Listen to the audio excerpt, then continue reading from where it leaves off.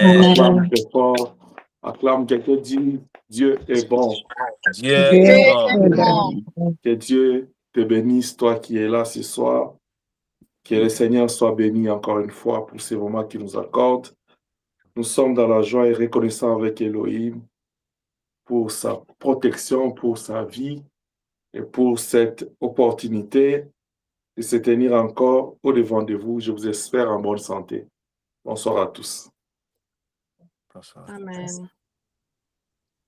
À cette année de la dépendance, nous sommes en train de voir ensemble comment est-ce que l'homme qui est comparé à une branche d'arbre, que la Bible appelle les cèpes, les sarments plutôt, qui doit être attaché au cep qui est le Seigneur, cette dépendance que Dieu attend de nous cette année. Nous étions en train de dire, premièrement, dépendre de Dieu, c'est dépendre de sa parole. Et là, nous sommes en train de voir comment est-ce que l'homme qui dépend de Dieu doit dépendre de la vie avec le Saint-Esprit. Parce que le Saint-Esprit, c'est Dieu lui-même dans toute sa puissance. Cet après-midi, nous sommes dans le livre de Matthieu, chapitre 25, parce que nous voulons parler des clés du plein du Saint-Esprit. Les clés. Pour faire le plein, nous avons dit, notre texte de base pour la dépendance de l'Esprit s'est trouvé dans Éphésiens chapitre 5, verset 18, là où il nous dit d'être rempli du Saint-Esprit. Alors, quelles sont les clés? Quels sont les moyens? Quels sont les secrets de la plénitude?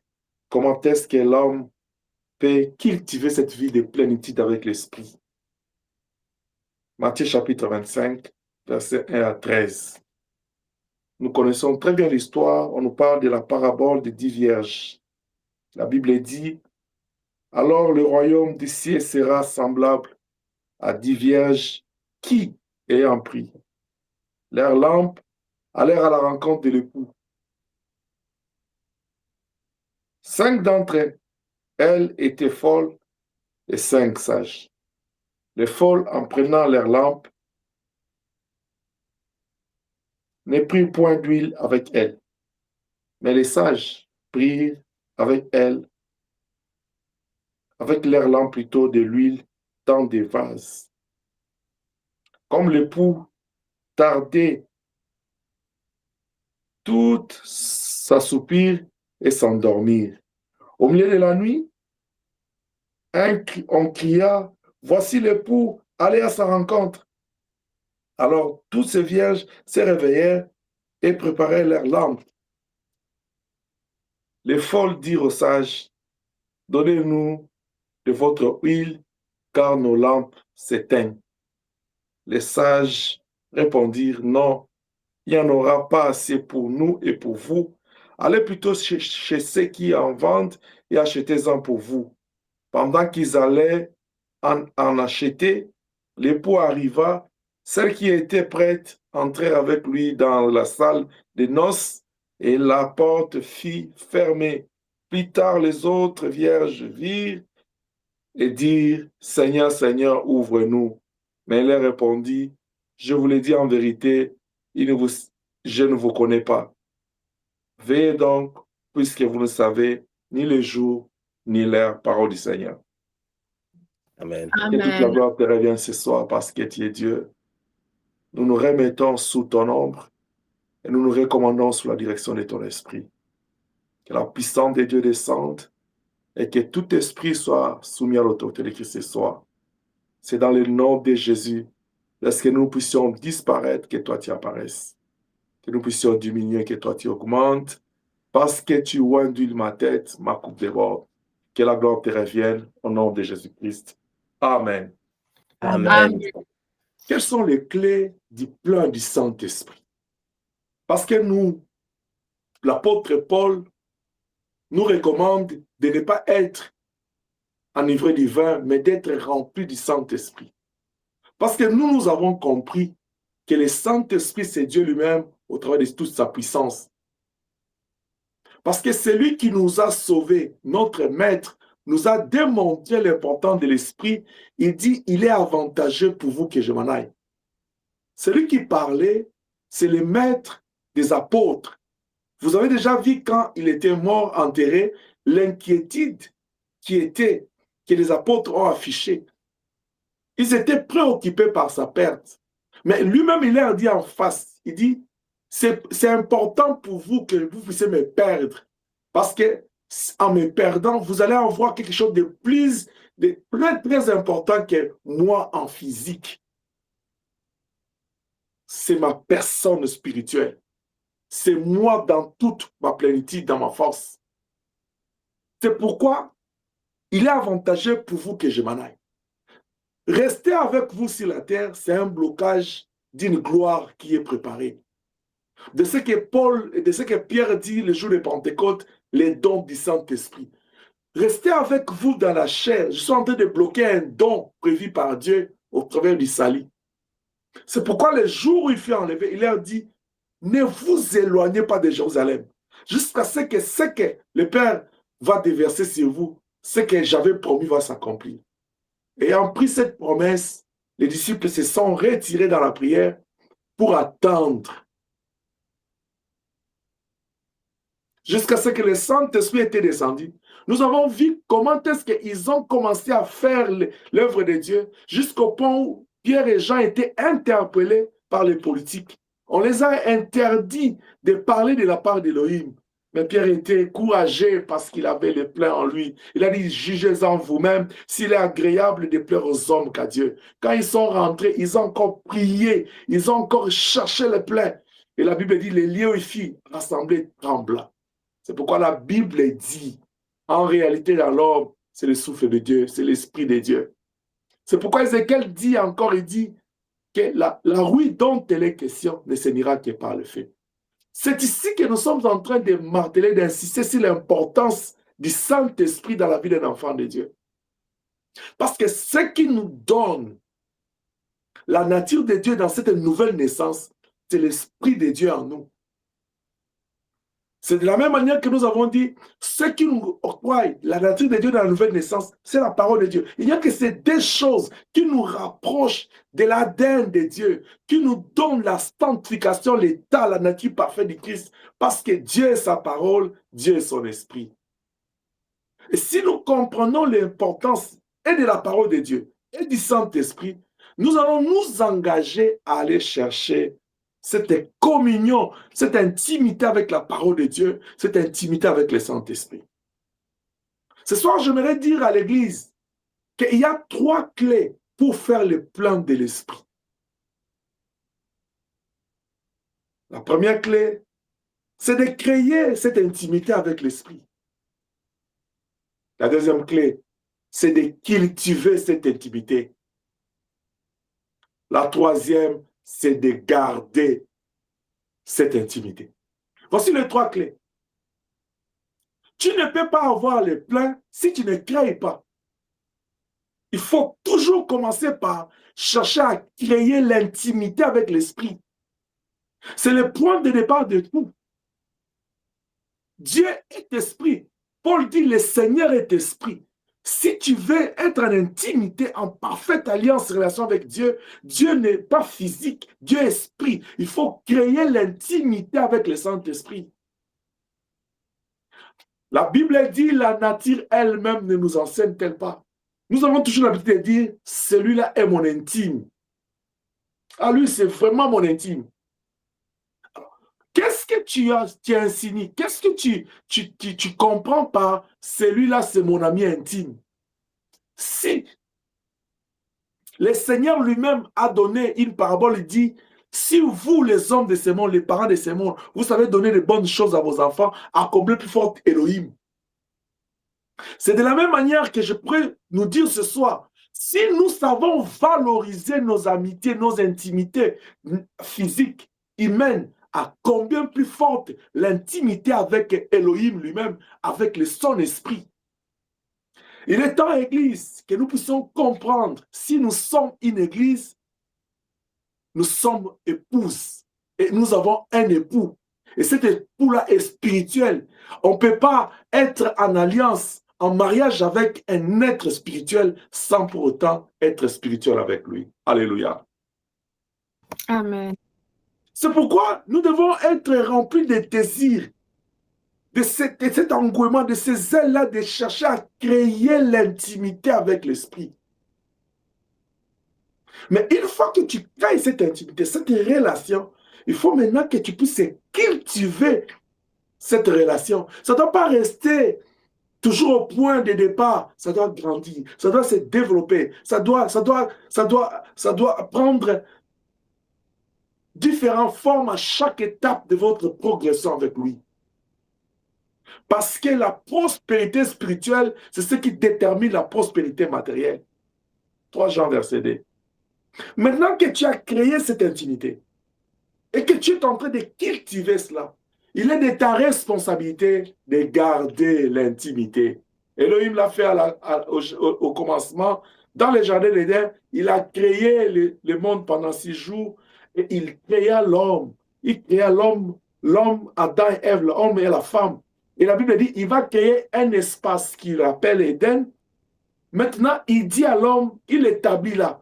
Comme lui, il a fait la première partie, c'est de créer. Il recommande à l'homme des choses. Genèse 2, chapitre 2, verset 7. Il dit, le Seigneur les plaça là-bas pour les cultiver, les garder. Moi, j'ai déjà créé le monde, j'ai créé les jardins, j'ai créé ce pays d'Éden, ce territoire d'Éden pour vous. Je vous les confie. Maintenant, à vous de cultiver et de garder.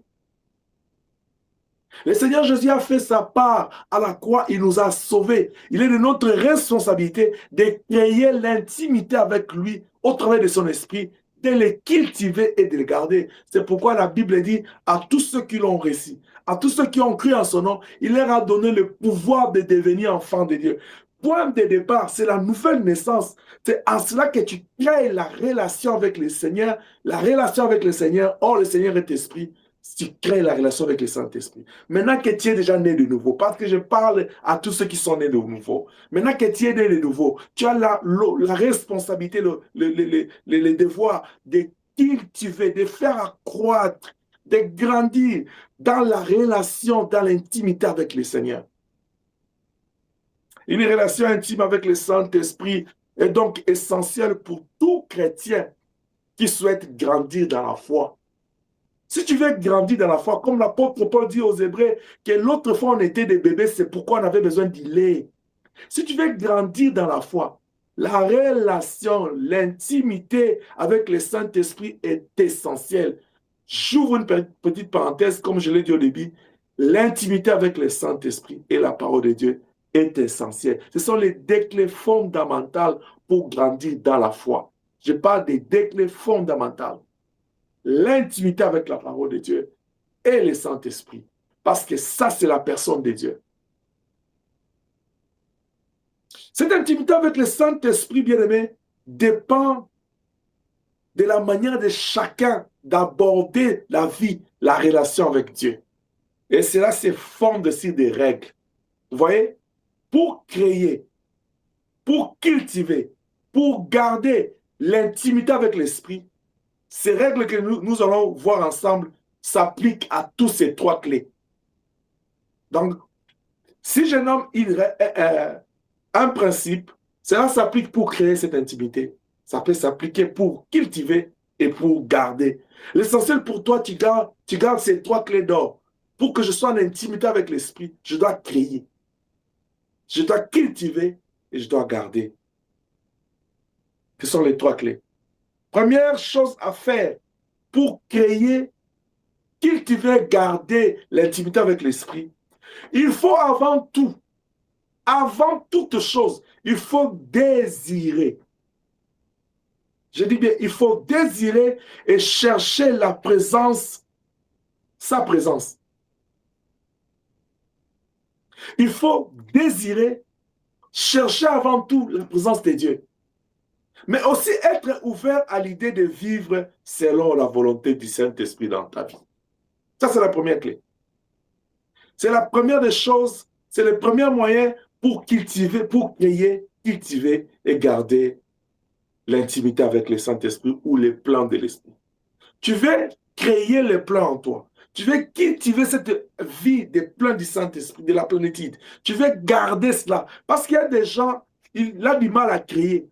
mais il veut le plein. Il n'a pas encore créé l'intimité avec l'esprit, mais il veut le plein. Il y a d'autres, il a déjà créé cette intimité, mais il ne cherche pas à faire le plein. Mais il veut devenir grand. Il veut vivre la grandeur avec Dieu. Il veut aller loin avec Dieu. Il y a d'autres aussi, il a créé cette intimité, il a commencé à cultiver la vie de la plénitude, mais il ne sait pas garder cela. C'est pourquoi vous devez comprendre que tout part par les désirs. La Bible dit dans Psaume chapitre 34, 4, 5, il dit, fais de l'Éternel tes délices, il te donnera ce que ton cœur désire. Apparemment, l'homme désire beaucoup ce qui est charnel, ce qui est physique, ce qui est de ce monde. Mais la Bible dit dans Jean, il dit, tout ce que vous voyez de ce monde passera. Tant que nous passons tout le temps à chercher, à envier, à s'accrocher, à se pencher à la vie de ce monde, oui, nous avons besoin de l'argent, nous avons besoin de la vie. Mais n'oubliez pas que nous sommes dans ce monde, mais nous ne sommes pas du monde. C'est pourquoi j'aime l'introduction de Matthieu 25. On dit ceci, alors le royaume des cieux sera semblable à 10 vierges qui, ayant pris leur lampe, allèrent à la rencontre de l'époux. On dit qu'ils se sont engagés dans un voyage. La Bible n'a pas dit là que l'époux était déjà là. Ils se sont engagés dans un voyage. Parce que dans ce voyage, l'objectif, c'était de rencontrer l'époux. Et si vous suivez l'esprit de la lettre, vous allez voir que ce n'est pas une fois qu'ils se sont engagés. Je parle en tant qu'homme. Ce n'est pas une fois qu'ils ont quitté leur maison et ils ont rencontré l'époux directement. C'est plus facile pour toi. Tu dis, je vais aller voir papa. Tu sais que non, papa, il reste tel endroit. Tu quittes chez toi, tu vas les rencontrer. Mais ici, on parle de l'époux qui doit venir, qui a un agenda établi. Avec son processus, il a prévu revenir à un temps donné. Et il a averti le monde qu'il y reviendra. Et ils ont pris leur lampe. La Bible dit, un groupe, tous ils avaient de l'huile dans leur lampe. Mais il y avait une partie qu'on a qualifiée de sages. En dépit qu'ils avaient des lampes pleines d'huile, ils ont mis de l'huile de réserve. C'est ça l'essence du plan de l'esprit. Quelqu'un qui a la culture de la plénitude, c'est celui qui pense toujours être rempli jusqu'à être débordé. C'est pourquoi j'aime la Bible quand il dit « Tu oindules ma tête, ma coupe déborde ». C'est-à-dire je n'ai pas d'autre endroit pour garder. Il y a la plénitude, il y a le débordement de l'esprit. Cet esprit-là qui me suffit à moi et ça peut affecter les autres. Cette capacité-là que je dois chercher, qui me remplit et qui impacte, qui influence mon environnement. Mon environnement qui est constitué de deux types de personnes. De ceux qui veulent mon bien, ils sont bénis. Mais de ceux qui aussi sont en difficulté, ils ont besoin de mon secours, je vais les impacter au nom de Jésus-Christ. Mais il y a aussi de ceux qui ne veulent pas mon bien, de ceux qui me haïssent. Le Saint-Esprit dans son fait, il va s'occuper d'eux. Est-ce que je parle à quelqu'un? Amen. C'est pourquoi vous avez vu le Seigneur en entrant. Il a rencontré l'homme de Légion, cet homme de Gadara. Quand le Seigneur l'a rencontré, étant donné que lui, il était, la Bible dit, en lui habitait corporellement toute la plénitude de la divinité de Dieu.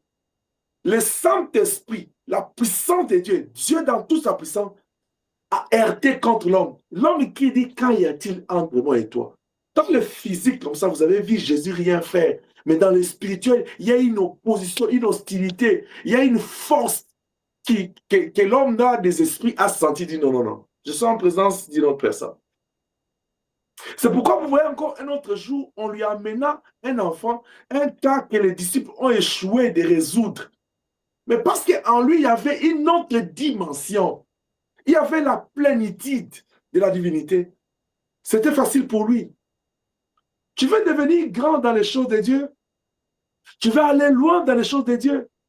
Tu veux devenir cette femme forte, puissante? Oui, papa nous a dit, le Seigneur nous recommande de briller comme des flambeaux. Mais tu ne peux pas briller comme des flambeaux si tu ne désires pas le plein de l'esprit. Si tu ne désires pas la plénitude du Saint-Esprit, si tu ne le cherches pas. Désirer, c'est un fait, c'est un souhait, c'est un sentiment.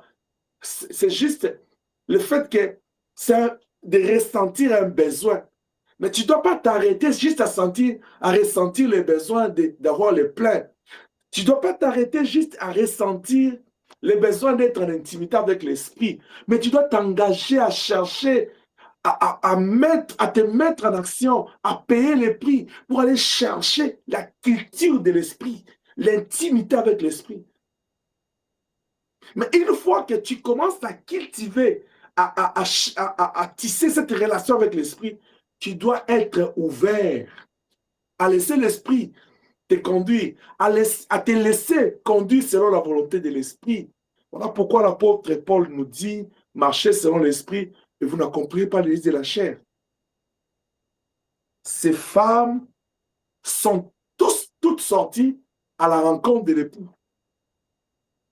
Ça pouvait faire une longue marche, un long trajet, jusqu'à ce qu'ils devaient aller rencontrer l'époux. Vous voyez même que la Bible dit, ils sont arrivés quelque part, ils étaient fatigués, ils se sont endormis.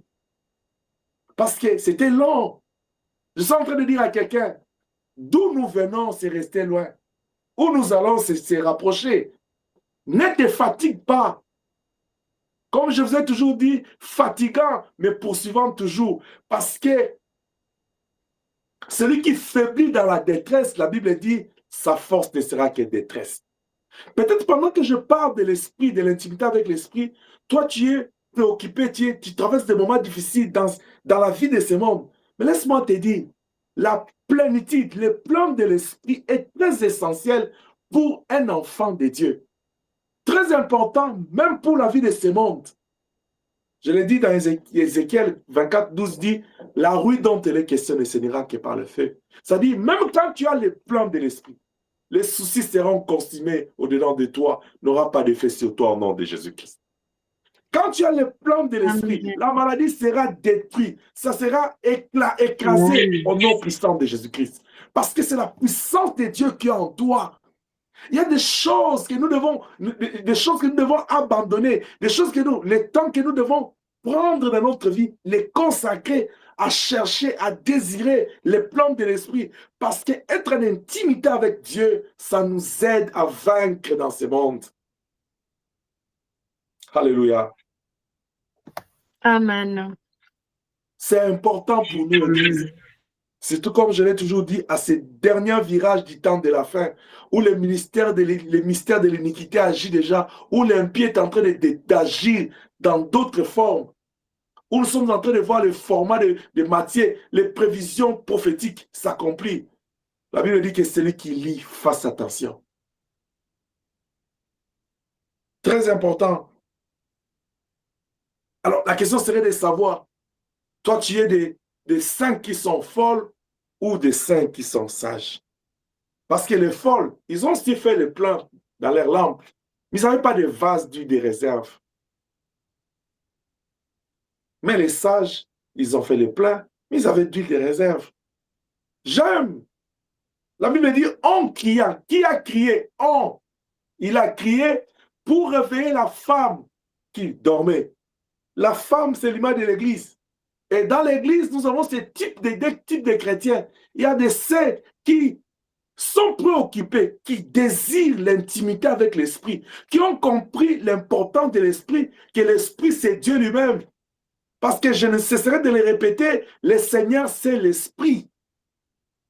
Alors, comment est-ce que moi, j'ai reçu le Seigneur Jésus-Christ comme Seigneur et Sauveur, et le Seigneur là que j'ai reçu, la Bible dit que c'est l'Esprit. Comment est-ce que je peux négliger l'intimité avec l'Esprit? Il y a de ces femmes-là sages qui ont compris que la spiritualité, la vie chrétienne, c'est l'intimité avec la parole de Dieu, avec l'Esprit.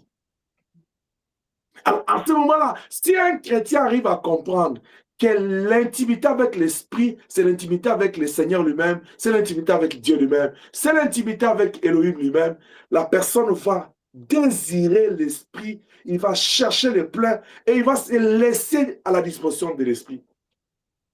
Le Saint-Esprit nous guide et il nous conduit sur le chemin de la volonté de Dieu pour notre vie. C'est ça son rôle. Il dit, quand le Saint-Esprit viendra, il vous conduira. Dans Galates, il dit, marchez selon l'Esprit. Alors, quand je désire cet Esprit, je cherche son plein, Une fois que je prie et je les désire, je les cherche, je dois me laisser sous sa conduite. Parce que c'est lui qui me dira, mets ton pied ici, ne mets pas là-bas. J'aime cette voix, je n'aime pas celui-là.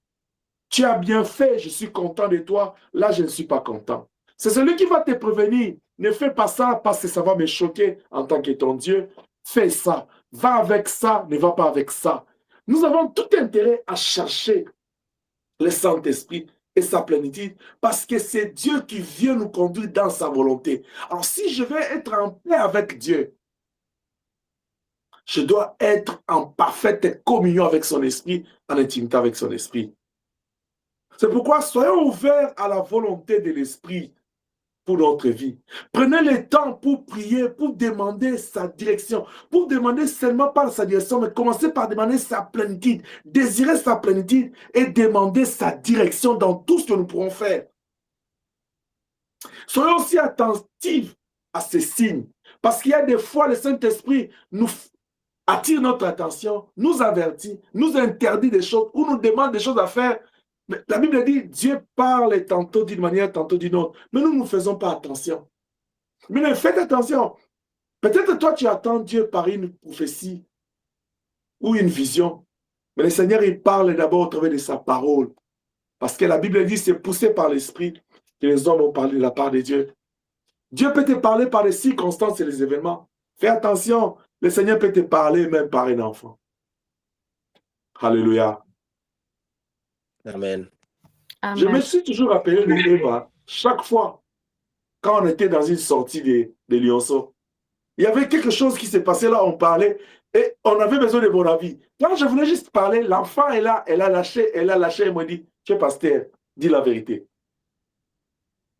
Ça, c'est resté dans ma tête. Chaque fois, quand je la vois, moi, je vois la scène, parce que je vois comment elle était en face de moi, il dit, non, tu es pasteur, dis la vérité. C'est un enfant. C'est-à-dire, là, il est en train d'attirer ton attention. Fais attention, ne pêche pas, ne mens pas. Fais attention, va, dis la vérité. C'est un enfant.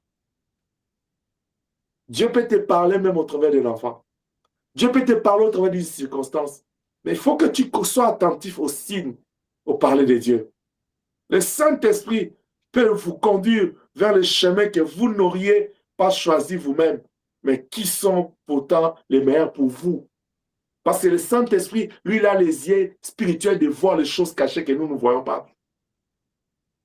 C'est pourquoi il est important de les désirer, de les chercher, mais aussi de se laisser conduire dans sa volonté. Bien aimé, être rempli du Saint-Esprit est très important. Chercher l'intimité avec l'Esprit, c'est très important. Cultiver l'intimité avec le Saint-Esprit, c'est très important. Parce que nous sommes appelés à être remplis du Saint-Esprit pour témoigner aux autres. Pour témoigner Jésus-Christ aux autres. Quand quelqu'un est rempli de l'Esprit, le Saint-Esprit va bouillonner en lui. Il ne peut pas s'arrêter pour parler de son Dieu. Il ne peut pas s'arrêter pour parler de son époux. Ils étaient dans la prière, dans la peur. Ils étaient timides. Mais le jour de Pentecôte, quand le Saint-Esprit est descendu, ils se sont levés comme des serviteurs. Et Pierre a pris la parole. Il a clarifié d'abord. Et il a orienté le peuple vers le Seigneur. La puissance du témoignage réside dans l'intimité avec l'Esprit. Et l'intimité avec l'Esprit, le plan de l'Esprit réside dans ces trois clés. Créer cette intimité, cultiver cette intimité et garder cette intimité. Que Dieu nous bénisse. Amen. Amen. Amen.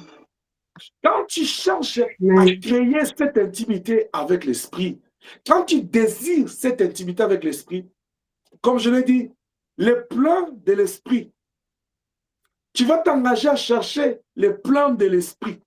Comme ces femmes sages, ils ont rempli leurs lampes, mais ils se sont dit, non, soyons prévisibles. Il faut qu'on garde d'huile dans nos vases. On ne connaît pas les temps.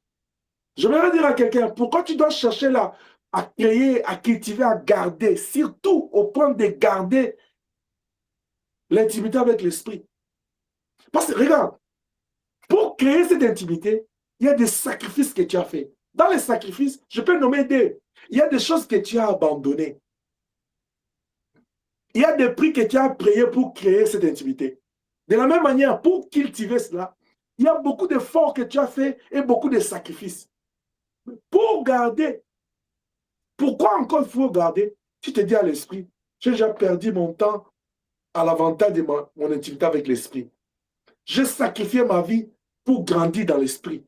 Pourquoi je veux perdre gratuitement ce que j'ai cultivé, ce que j'ai cherché, ce que j'ai désiré tant? Pourquoi je dois le perdre? Est-ce que je parle à quelqu'un? Quand il s'agit de garder là, tu te dis, pour créer, pour cultiver cette communion avec l'esprit, je me suis donné, je me suis sacrifié, j'ai perdu mon temps, j'ai perdu mon sommeil, j'ai perdu des choses. Il y a des gens, quand je vais voler, vous allez comprendre ce que je suis en train d'anticiper. Comme les disciples, dans Actes des Apôtres, le Seigneur est parti, ils l'ont vu. Ils pouvaient retourner comme fit les cas les jours, quand il était dans la tombe. Ils pouvaient retourner dans leur vie. Mais ils se sont sacrifiés quand ils sont allés dans la chambre haute. Regarde, tous ces temps-là en retraite, tous ces temps-là enfermés, ils se sont privés de cette vie. Tu veux grandir avec l'esprit, il y a toujours une privation, il y a toujours des choses, tu dois te priver. Tu ne dois pas vivre comme tout le monde. Tu ne dois pas être dans l'accoutumance qui dit tout le monde fait ça. Toi, tu n'es pas tout le monde. Toi, tu es un enfant de Dieu. C'est pourquoi j'ai toujours évoqué 1 Jean 4, 17, quand il nous dit tel est Dieu, tel nous sommes. Alors, après avoir fait tous ces sacrifices, je trouve qu'il est de notre responsabilité, si nous voulons garder là où nous sommes arrivés avec Dieu, parce que nous avons travaillé pour y être, il faut que nous puissions vraiment penser au sacrifice, à toute l'énergie consentie. Tu te dis non, pour rien au monde, j'ai souffert pour être là. J'ai souffert pour être une servante, un serviteur de Dieu. J'ai souffert pour être un chrétien, tenir jusqu'à ce stade. Je ne vais pas abandonner. Amen. La Bible dit, quand ils sont arrivés, ils se sont endormis, on a crié. C'est seulement des messagers qui essaient de crier, Jésus revient bientôt. Il y a des gens dans ce monde qui disent, ah, depuis qu'il a dit, la Bible nous répond ce soir, ils sont sortis à la rencontre de l'époux, mais ce n'est pas au même moment qu'ils l'ont rencontré. Ils se sont même endormis. Je voudrais dire à quelqu'un ce soir, si le Seigneur a Gethsémane, il a dit aux disciples, réveillez-vous, veillez prier avec moi. Vous n'avez pas pu prier 1 heure. Moi, je voudrais dire à quelqu'un, parce que c'est dormir, c'est important pour le corps. J'aimerais juste te dire ce soir, rassure-toi. Alléluia. Avant de dormir, que tu as l'onction de réserve avec toi. Amen. Amen. Rassure-toi, avant de fermer l'œil complètement, que tu as l'onction qui coule, il y a la plénitude avec toi. Parce que le Saint-Esprit, la Bible dit, Elohim, lui, ne dort pas, il ne somnole pas. C'est-à-dire, pendant que moi, je somnole, je dors. Je sais qu'il y a toute une armée dans les ténèbres qui ne somnole pas. Il faut qu'il y ait quelqu'un pour prendre contrôle, pour rester éveillé, pour contrôler cette armée maléfique. Cette armée maléfique qui est constituée de ceux-là que j'appelle les mauvais, les diables, les méchants, les satans. Lui, quand Job était dans sa quiétude, il est allé chercher des problèmes à Job dans la présence de Dieu.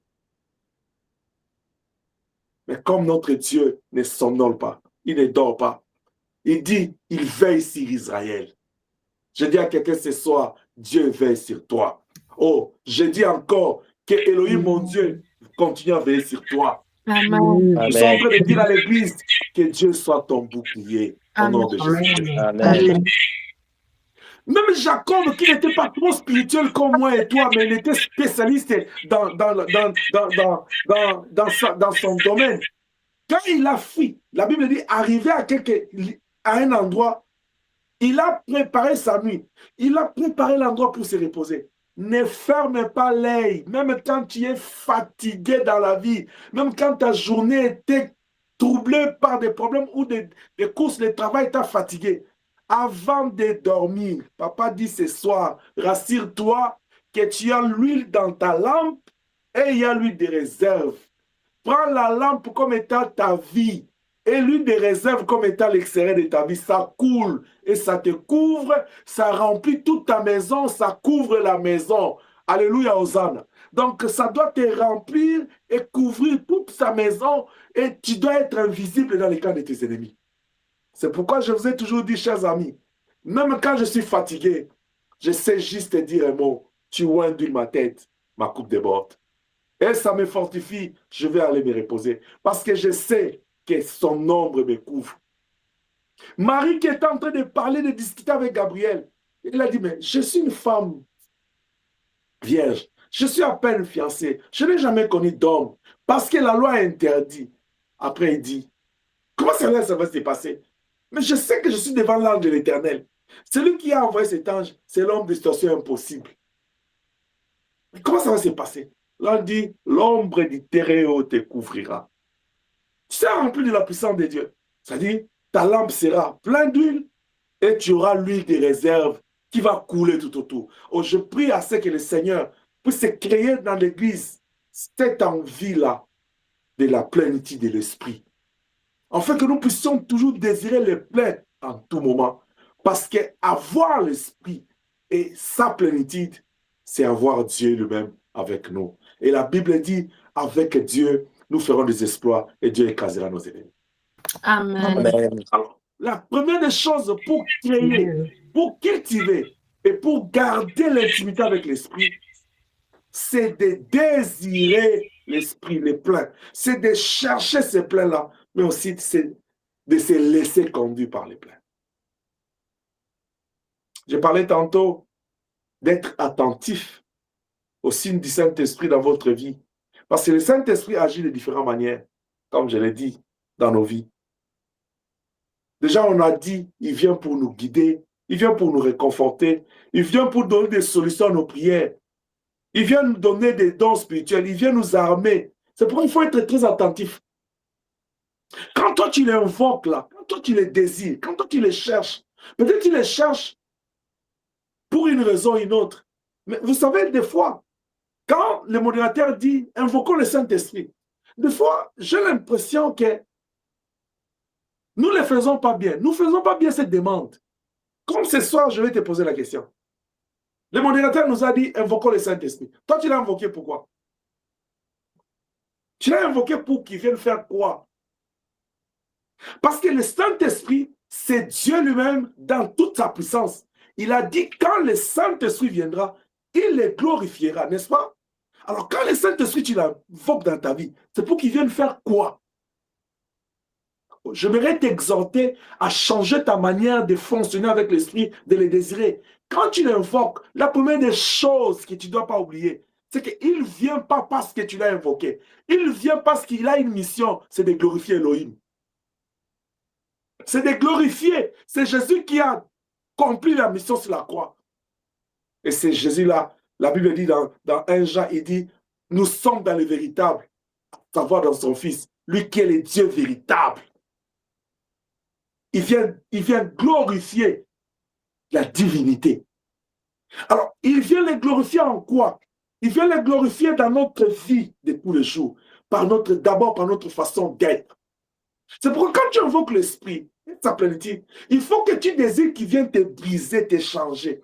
Ne dis pas, arrête de continuer à dire c'est comme ça que moi je suis, c'est comme ça que moi je fonctionne. Ça ne marche pas avec Dieu. Nous venons dans la présence de Dieu, nous venons dans l'église, c'est pour être transformés. Ephésiens 4, il dit, il a confié les 5 ministères pour le perfectionnement des saints. C'est-à-dire, il doit y avoir un changement. Et il dit, pour l'édification l'édification du corps de Christ. C'est-à-dire, on doit bâtir l'église. Or, l'église corps de Christ n'est bâtie que par des chrétiens, des vrais chrétiens, des vrais enfants de Dieu. Or, pour devenir vrai enfant de Dieu, c'est la vie de tous les jours. Le Seigneur est en train de te transformer. C'est pourquoi notre mission ici, c'est de dire aux gens dans Actes 17:30, le Seigneur ne tient plus compte des temps de notre ignorance. Il nous appelle à changer. C'est pourquoi Pierre aussi dit aux gens, il dit, répentez-vous et convertissez-vous. C'est-à-dire changer. Dieu nous veut changer tout le jour. Le premier changement, n'est-ce pas? Nous avons laissé le monde pour le Seigneur. Nous sommes convertis dans la nouvelle naissance. Mais au jour lendemain, le Seigneur veut que nous puissions changer, être brisés par la parole que nous écoutons, par l'intimité avec l'Esprit. C'est pourquoi quand tu cherches l'Esprit, quand tu les désires, quand tu les cherches, les pleins là, c'est pas juste pour dire, oh Seigneur, le modérateur a dit que nous devons invoquer le Saint-Esprit. Seigneur, remplis-moi de ton esprit. Oui, qui t'est rempli de l'esprit? Pourquoi? Tu es censé reconnaître tout le rôle, tout ce que le Saint-Esprit fait dans nos vies. Et quand tu les désires, tu dois savoir en quoi tu les désires. La Bible dit, quand il viendra, il vous convaincra. Toi, tu connais les choses dans lesquelles, jusqu'à encore là, tu es en train d'hésiter. Jusqu'à encore là, tu doutes dans les choses de Dieu. Mais demande l'Esprit de Dieu. L'autre dit, ah non, dans ce que tu as dit là, tu ne m'as pas convaincu. Moi, j'attends le Saint-Esprit me convaincre. Mais quand tu l'invoques là même là, tu ne lui dis pas de te convaincre dans ces problèmes-là, que tu es conscient que tu n'es pas encore convaincu. Mais tu dois invoquer l'Esprit. Tu dois dire à l'Esprit chaque fois, sois avec moi. Quand il y a quelque chose que je sais ou je ne sais pas, mais je doute à moi pour faire pour toi, sois là pour me convaincre à être dans les bons. Il dit, quand le Saint-Esprit viendra, il vous conduira. Mais quand tu l'invoques, tu dois savoir en quoi il doit venir me conduire ce soir. En quoi il doit venir me consoler ce soir. En quoi il doit venir me réconforter ce soir. Est-ce que je parle à quelqu'un? Amen. Ne cherche pas seulement à invoquer pour invoquer. Tu crées cette intimité. Il faut d'abord désirer l'esprit. Alors, je le désire pourquoi? Oh, je pense que tel me manque. Je désire parler avec X ou Y. Je désire visiter tel. Pourquoi tu désires le visiter? Quand tu sens toujours le besoin de quelqu'un qui n'est pas là, pourquoi tu sens son besoin? C'est par rapport à quelque chose qu'il peut apporter ou il a toujours apporté dans ta vie, n'est-ce pas? C'est comme ça avec l'esprit. Quand tu désires l'esprit, ça doit avoir tu avoir un besoin. Pourquoi tu le désires? C'est pourquoi la Bible nous dit, vous demandez, mais vous ne recevez pas parce que vous demandez mal. Parce que même quand on demande l'esprit, on le demande pour quelle raison? La première des choses, pour créer, pour cultiver et garder l'esprit, il faut désirer. Il faut aller le chercher. Il faut avoir cette vie-là de désirer l'esprit en tout moment, de chercher les plans en tout moment, mais aussi de se laisser conduire. Tu désires, tu cherches, il vient. Laisse-toi conduire par lui. Parce que lui, quand il vient, il connaît ce qu'il doit faire. Imagine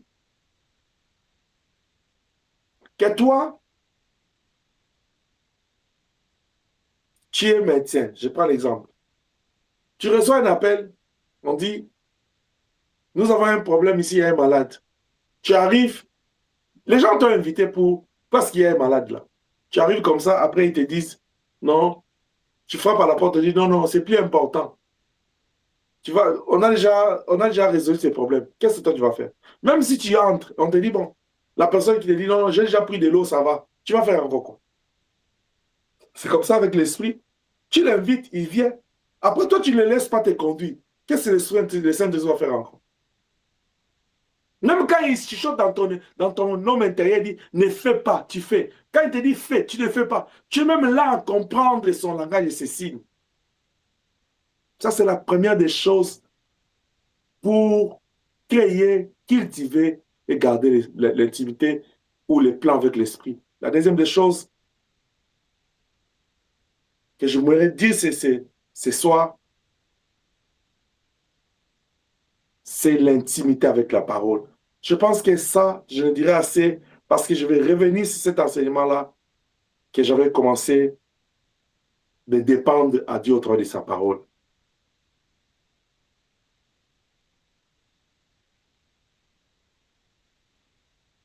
Combien de temps, toi, tu mets pour lire la Bible? Combien de temps tu mets pour méditer? Combien de temps tu mets pour partager la parole avec d'autres personnes? Combien de temps, toi, tu te laisses enseigner? Combien de temps? Combien de temps tu mets pour écouter les enseignements du Seigneur? Comme je l'ai dit l'autre fois, les chrétiens des Bérets, ils avaient cette culture-là. Après avoir écouté, ils vont aller réécouter. Combien de fois, toi, tu écoutes et tu réécoutes? Même quand le Seigneur lui-même, il dit, quand le Saint-Esprit viendra, il vous rappellera tout ce que je vous ai dit et vous enseignera de nouvelles choses. Vous voyez, même dans les rôles de l'Esprit, il y a même rappelé. Le monde dit que la répétition est la mère de la science. C'est-à-dire, pour grandir dans la connaissance, pour avoir la connaissance, il faut avoir l'habitude de répéter. Comment tu peux expliquer que quelque chose que tu as déjà appris, tu as du mal à la maîtriser, mais tu vas apprendre quelque chose de nouveau? En d'autres termes, si c'est que tu as, si le fondement n'est pas fort, comment tu vas lever les murs? Parce que tu as déjà appris quelque chose, mais tu ne sais pas garder, tu ne sais pas vivre dans ça, tu ne sais pas appliquer, mais tu veux grandir dans la connaissance, tu veux apprendre d'autres. J'aimerais dire à quelqu'un ce soir que l'homme sera jugé en fonction de ce qu'il a appris de Dieu. Nous qui avons l'habitude d'aller à l'église, on prêche, on n'écrit pas, on ne retient pas, on ne revoit pas, on ne partage pas avec les autres. On est là comme des auditeurs oubliés. C'est-à-dire, tu écoutes. Quand on dit Amen, Amen, qu'est-ce qu'on a prêché aujourd'hui? Ah, papa a prêché. Hein? Aujourd'hui, c'était papa qui a prêché. Il a prêché quoi? Il dit, quand il était en train de prêcher, hein, tu voyais quand papa il prêche, après quand il était en train de prêcher, il prêchait. Mais c'est quoi à peine même? C'est quoi les sujets? C'est quoi même les versets de base? C'est quoi même l'idée de ce que papa a amené aujourd'hui? Il dit, ah, il était en train de prêcher. Comment est-ce que si je te pose la question, qu'est-ce qu'on a prêché le dimanche? Tu serais capable de répéter aujourd'hui? Malgré qu'il y a des efforts qui se font pour que nous puissions avoir cette sémence avec nous. Combien de temps que tu mets dans la lecture de la parole de Dieu? Combien de temps?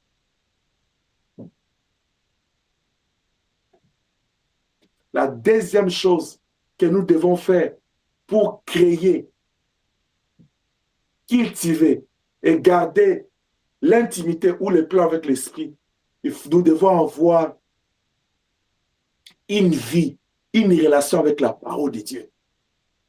Et la relation avec la parole de Dieu se fonde sur la vie de la lecture. La lecture de la parole de Dieu. La méditation. Vous savez, il y a une différence entre lire la Bible et méditer la Bible. Ouais, quand quelqu'un lit la Bible, la lecture juste de la Bible, vous êtes passé par l'école, vous savez que non, il y a plusieurs sortes de lectures, n'est-ce pas? La lecture silencieuse, la lecture à haute voix. La lecture, quand quelqu'un fait la lecture de la Bible, l'impact ou l'importance, l'avantage serait, il va connaître l'histoire biblique, les contextes de la Bible. Quand je parle de l'histoire, les événements, les personnages, les versets, les livres. Si tu es habitué à la parole de Dieu, juste à faire la lecture, tu dois connaître. La lecture t'envoie beaucoup plus à l'histoire, au contexte, aux personnages, aux actions. Si on dit seulement, dis vierges folles, les vierges folles, les vierges sages, tu dis, ah, c'est Damatier. Parce que tu as lu ça quelque part. Mais par contre, dans la méditation, c'est une réflexion profonde. Parce que là, tu lis, mais tu vas aller chercher c'est quoi les messages clés qu'Élohim voulait transmettre dans ce verset. C'est pourquoi l'apôtre Paul nous dit, il dit, examine toutes choses, retenez ce qui est bon. Comment tu peux examiner une chose? C'est par la méditation. Parce que dans la méditation, je vais faire la lecture, je comprends l'histoire, je comprends les contextes. Maintenant, je réfléchis. Je vais aller réfléchir dans les contextes. Par contre, les partages bibliques, c'est ce que Paul dit dans 2 Timothée 2. Il dit, ce que tu as reçu de moi, donne aux autres. Si tu veux cultiver la vie avec l'esprit, aie l'habitude de lire la Bible parce que les paroles de Dieu sont esprit et vie. Alimente-toi avec la parole de Dieu. Mais aussi, aie l'habitude de méditer. Méditer, c'est se mirer. C'est prendre la parole, mettre ça comme un miroir devant toi. Tu te regardes. Tu lis, tu fais la lecture, tu réfléchis. Après, tu te mires, tu dis, mais ce que David a fait ici, affronter Goliath, ça veut dire quoi dans ma vie? C'est qui Goliath? C'est quoi cette audace, cette foi audacieuse de David? Comment je peux m'appliquer dans cette parole? Tu te mires. C'est ça la méditation. Mais le partage, c'est ce que moi, comme on vous parle là, tu les partages avec d'autres. Avec la technologie, comme il nous a facilité, tu fais le partage même de notre lien pour que les autres personnes en suivent. Combien de fois tu lis la Bible? Combien de fois tu médites? Combien de fois tu partages la parole de Dieu avec les autres personnes? C'est là où il y a un problème. C'est là où nous parlons du témoignage. Si nous avons encore la qualité de garder, emprisonner notre Jésus, parce que nous ne sommes pas capables de dire aux gens, il est écrit. Toi, un enfant de Dieu, tu n'es pas capable de voir quelqu'un dans les mal et les recadrer. La Bible te dit, dénonce les mal. Tu dis, non, je ne veux pas les blesser. Oh, tu as fait un mauvais choix. Tu ne veux pas blesser quelqu'un, mais tu veux blesser Dieu? Est-ce que je suis en train de parler à quelqu'un? Amen. Parce que chaque fois que nous retenons pour ne pas condamner le mal que l'autre fait, c'est que nous ne voulons pas les blesser. Mais nous blessons Elohim parce qu'il nous a confié une mission. Mais le problème, c'est de faire attention à la manière que tu corriges l'autre. Fais juste attention. Parce qu'il ne s'agit pas de toi, il ne s'agit pas de ta volonté, il ne s'agit pas de ta mission, une mission que tu as accomplie par toi-même. Non, non. Quand tu es en train de porter conseil à une autre personne, fais-le avec amour et avec respect. N'oublie pas, comme Paul dit à Éphésiens, il dit, nous aussi, autrefois, on était étrangers de la vie de Dieu. On était aussi pécheurs. Chrétien, écoute-moi. Ce n'est pas le fait d'aller à l'église que tu es devenu saint, que tu es une vierge sage. Non. D'ailleurs, l'homme de Dieu, là, il a chanté. Dans les années de l'autre fois, il a dit, j'ai cherché l'église, je l'ai trouvé dans le monde. Et l'église, le monde, je le trouve à l'église. Aujourd'hui, s'il y a une cachette de la criminalité, c'est à l'église. Parce que les gens, d'une part, les prédicateurs, ils cherchent qu'est-ce qu'ils doivent dire. L'essentiel, je vais avoir une église de 1000 membres. Alors, je dois chercher des prédications. C'est que la Bible dit, les gens auront la démangeaison de la vérité. Il faut que je dise des choses qui ne vont pas léser les fidèles. Ils seront là. Amen, papa. Amen, paille. Amen, daddy. Avance. Ça, c'est ce que l'église est devenue aujourd'hui. Mais dans l'entretemps, il y a un problème. Les fidèles qui viennent, ils savent que non, aller à l'église, c'est avoir une bonne réputation. Non, celui-là, c'est un frère, c'est une sœur, il prie. Alors, c'est pourquoi tout le monde est allé à l'église. Mais quand le Seigneur regarde nos cœurs, celui qui sonde dans nos cœurs, juste dans nos oreilles, il sait voir qui est avec moi, qui n'est pas avec moi. C'était troublant un jour. Il regarde les disciples et les apôtres. Il dit, tous ceux qui sont avec nous ici, ils ne sont pas pour nous. Tu es un enfant de Dieu. Et Elohim t'aime. Il t'a créé à son image. Tu l'as décidé dans les jardins d'Éden, au travers d'Adam et Ève. Mais il t'a cherché dans les péchés. Il m'a sauvé, il t'a sauvé. Quoi lui retourner? C'est de l'aimer. C'est d'aimer ce Dieu parce que Dieu est bon. Est-ce que quelqu'un peut dire Dieu est bon?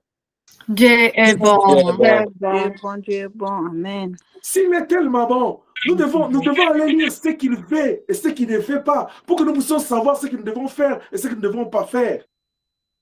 Nous devons aller méditer, mirer notre vie. Chaque matin, vous les mamans, vous les sœurs, vous avez l'habitude, je vais aller même plus loin, et vous les frères, vous êtes toujours devant les miroirs, en train de chercher à arranger. à mettre le moucap, comme j'ai l'habitude de dire. Mais nous mirons par rapport à notre corps et puis l'esprit. Et l'habitude de partager, de parler de votre Dieu, de ses bienfaits, de son amour. Ne restons pas seulement en train de dire, j'aime Dieu. Dieu a fait beaucoup dans ma vie. Mais il y a des choses que nous devons témoigner. Ayons l'habitude d'écouter les enseignements. Parce que l'enseignement, c'est la clé de la mission. Il dit, enseignez-leur à observer ce que je vous ai prescrit. Parce que dans l'enseignement, on nous enseigne, on nous apprend ce que c'est le christianisme, ce que c'est la parole de Dieu, ce que c'est la volonté de Dieu, ce que Dieu veut que nous puissions faire et ne pas faire. Comment nous devons faire les choses de Dieu, comment nous devons vivre avec le Seigneur, comment nous devons mener notre vie quotidienne, notre vie familiale. C'est ça l'enseignement. Comment nous devons s'asseoir dans la vie chrétienne. Tu ne peux pas passer une journée, tu veux créer, tu veux cultiver, garder l'intimité avec l'esprit sans pour autant lire la Bible. Il dit à Josué, dans Josué 1:8, il dit que ce livre de la loi ne s'éloigne pas de ta bouche, médite-les nuit et jour. Ça veut dire en tout moment. Si je vais rester dans l'esprit de la lettre de Josué 1:8, c'est-à-dire au moins 2 fois par jour, est-ce que tu le fais 2 fois? Il y a d'autres personnes, depuis le dimanche là, c'est maintenant qu'il écoute la parole de Dieu. Son esprit est alimenté par quoi? Qu'est-ce qui alimente ton esprit?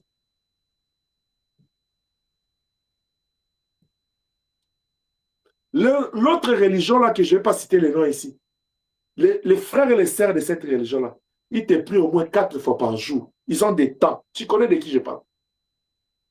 Mais nous les chrétiens là qui disons, nous sommes spirituels, nous sommes de la Pentecôte, nous sommes de l'église, nous sommes l'épouse, c'est nous dans les vrais. Mais quelle est la vie que nous menons avec Dieu?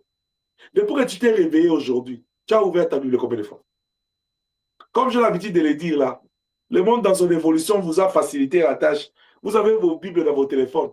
Mais s'il y a une application où vous y allez rarement par jour, c'est la Bible. Cette application-là, l'autre est là, l'autre est là, l'autre est là.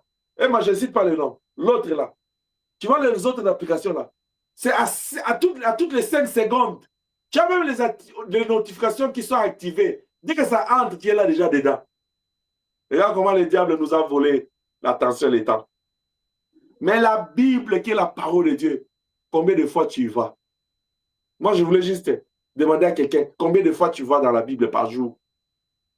Pour aller lire, pour aller méditer, pour aller partager avec les autres, pour aller se laisser enseigner par l'Esprit. Parce que le Saint-Esprit peut aussi t'enseigner dans ta maison. Si tu prends seulement, tu dis aujourd'hui, toute ma vie, toute la journée d'aujourd'hui, je vais rester dans Jean 3:16. Je vais aller comprendre. Comme j'ai l'habitude de dire, vous savez, dans ce verset-là, il y a un mot qui change le verset. Le fait seulement de dire Dieu attend. Vous voyez? On peut dire Dieu a aimé le monde. Mais le fait qu'on a ajouté Dieu attend, le mot attend là, ça change, ça donne à ce verset-là une autre forme. Mais toi, tu peux juste prendre ça. Jean 3:16 dit quoi? Il dit Dieu a tant aimé le monde, il a donné son fils. Tu dis en passant. Mais il y a un mot là qui change tout. Pour y arriver, il faut lire la Bible. Il faut méditer. Il faut partager. Il faut se laisser enseigner par l'Esprit. Voici les 2 moyens pour cultiver, pour créer, cultiver et garder la vie de l'Esprit. C'est-à-dire, celui qui désire l'Esprit, il va créer des moments avec lui. Il va créer cette intimité avec lui. Il va aller chercher. Mais une fois qu'il crée cette intimité, il va chercher à cultiver ça. Une fois que l'intimité est créée, il cultive ça, il va se préserver pour ne pas perdre ça. Parce qu'il dit, c'est précieux pour moi, ma relation avec l'Esprit. Alors, pour y arriver, il faut d'abord désirer, chercher, mais aussi se laisser conduire. Deuxième moyen, pour créer, cultiver, garder l'Esprit, il faut la vie de la parole, ta relation avec la parole de Dieu. Comme je l'ai dit, dans ces points, je ne vais pas aller loin, parce que je vais revenir avec ça quand je vais terminer avec le Saint-Esprit. Pour ce soir, je vais m'arrêter là, et le dimanche, je vais continuer pour donner d'autres moyens, comment est-ce qu'il faut créer, comment est-ce qu'il faut cultiver et garder la vie avec l'Esprit. Que celui qui a les oreilles Écoute ce que l'Esprit dit à l'Église. Au nom de Jésus-Christ. Amen. Amen. Amen. Je t'invite à prier avec moi pendant quelques minutes, selon que tu as écouté la parole de Dieu. Dis à l'Esprit de Dieu, dis à Dieu qui crée le vouloir le faire, de créer en toi les désirs du plein, de chercher la plénitude et de conserver cela. Prions avec moi, au nom de Jésus-Christ. Señor, encha-nos, Señor. Adonai, para Encha-nos. gloria, para gracia, Señor, para Dios, reina sobre esta possession, para Espírito Santo, para a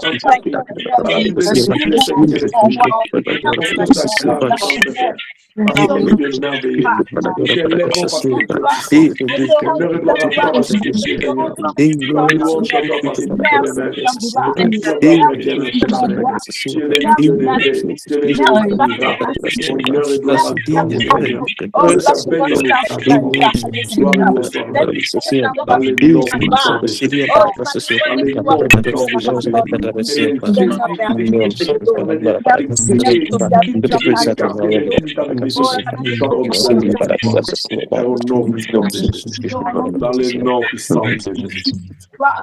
Dans le nom de Jésus. Tu vas prendre ton offrande pendant que je prie. Si tu as ton offrande, tu as dit, mais ton action de grâce. Seigneur, sanctifie cette offrande. Sanctifie la source de provenance. Sanctifie éternel notre Dieu la vie de l'Église. Chaque famille enseignée, bénis ce qui en manque. Je te prie ce soir de sanctifier l'Église au travers de cette parole.